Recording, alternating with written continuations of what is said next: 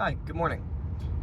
I have never gotten a job by handing in a resume. um, and I think, obviously that's kind of a reflection of the sort of person that I am and always have been. But I think it's also something that maybe some people can kind of take something from, learn a thing or two from. Um, so, in 2026, people more than ever are just always, harping on about the job market, this and that, and how difficult it is to find good jobs, and how underpaid workers are, and how everybody's demanding a lot of experience and whatnot. And I would say, basically a lot of that is true to an extent. However, I think it's to a large extent. And you also have to keep in mind that the place that we are hearing this the most is, we hear this in the news a lot, but I think we also mostly hear it on the internet. And when you hear something on the internet, I think it's important to realize you hear something on the internet and you're like, man, this is reality. And then you go outside and the sun is still shining and the grass is still green, if you catch my drift. So anyway, back to the main point. So I have had a lot of jobs. I've had a lot of really good jobs. Not necessarily in the sense that they've paid a lot, or they were offering really good benefits or whatever, but I mean jobs that are kind of sought after positions. I've had some competitive roles that I found myself in that there was a lot of applicants who wanted in. I found myself in positions that were very good, to me, you know what I'm saying? In the sense that, I really like this job. And that's what I mean when I say it's good, a job that's not something that's particularly easy to get. And I have always found these jobs and gotten into these jobs by being an enterprising, conversational individual, I have, I guess I have a talent for conversation and for talking and for presentation. And when I say talent, I really mean talent, because I think talent and skill are two different things. I think a talent is something that a person has kind of a natural disposition towards, or sort of a natural baseline skill that is higher than, somebody who doesn't have that talent. And I think everybody has talents. I just so happen to be blessed with the talent of conversation, which happens to be a very useful talent. Maybe I wouldn't have developed my conversation and speaking and presentation skills as far as they have been developed, had it not been something that is so useful in day-to-day life. Thus, it's been practiced and developed further and further and better every day and over the years. Okay, really rambling, but I think what I'm trying to get across, the main point of this video, is that you have to be able to make a good impression on an employer, right? And handing in a resume is hardly a good way to make an impression. Sending in a job application is hardly a good way to make a good impression. Maybe if they actually see it and they read it, they'll say, oh, this is cool. But you could have a resume be handed into an employer, they read it, and they're like, oh, this guy's pretty cool.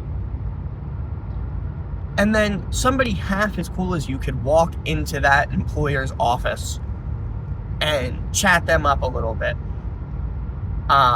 However, just meeting somebody in person and talking to them in person and establishing some sort of face-to-face rapport with them is just a far more effective means of making an impression that is memorable and helpful to that employer to really get across whether or not they want you on their team than a resume could ever be.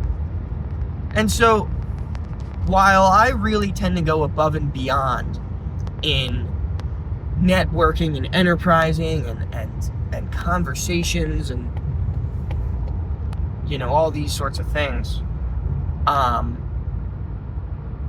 honestly, my advice is if you're like applying for a job, it could be anywhere. If they have like an online application, something like that,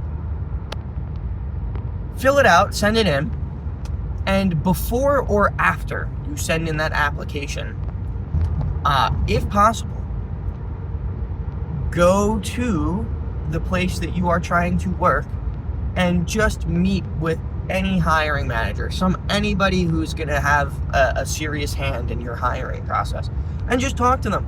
Just talk to them. Walk in, hey, what's up? You don't have to glaze them, you know. You don't have to bring them coffee or donuts or something, but you just walk in. You say, hey, I'm so-and-so, and I'm sending in an application for your company. You know, I see you've got this position open, or maybe you don't. Maybe, hey, do you need help? I've got this skill, and this is why I think I want to join the team. You know, I cannot overstate how helpful it is to do that. Just to walk in and just make an impression before your first impression is a piece of paper. Because that's all you are. You're just letters and numbers on a paper. Even if you have a photo of yourself on your LinkedIn or whatever, like, it's still just a paper. It's so easy for hiring managers when they're dealing with swaths and just huge amounts of resumes and applications and whatnot you're just data to them. But as soon as you step outside the realm of data by making some sort of introduction, you just really, really boost your odds of getting that position or getting further in the hiring process. Even if you're a complete loser or not at all qualified for the role, it's still really helpful. You wouldn't believe how far just a little bit of confidence and a little bit of conversation goes in getting into a job. So walk in there, shake the manager's hand, whatever. Hey, I've sent in an application. Here's my name. Or I'm going to send in an application. And if you can't go there, even just making a phone call and following up on these things, Hey, I sent in an application. Hey, I'm going to send in an application. Really interested in this. I've got some really good experience. I think I'd really like to work. Just anything like that. Just say hello. Just do anything besides just sending the resume, because sending something in on Indeed is the bare minimum, and it doesn't get you very far, honestly. And to a lot of people who've been doing the job hunt for a while, they might be doing this kind of thing, and they might be getting frustrated, and they, because it's still not working out for them.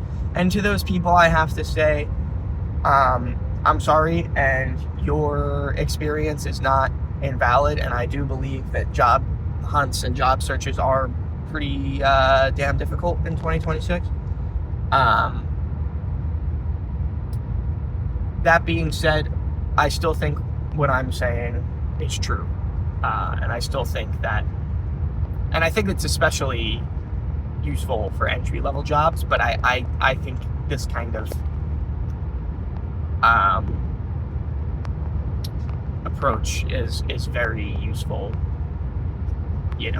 going all the way up the career ladder. So that's all I have to say. Talk to people. It gets you really far in life. Talk to people, because, behind most systems, there's still a person. That's all I got to say. God bless. Love you all. Love your neighbor. Love yourself. Peace.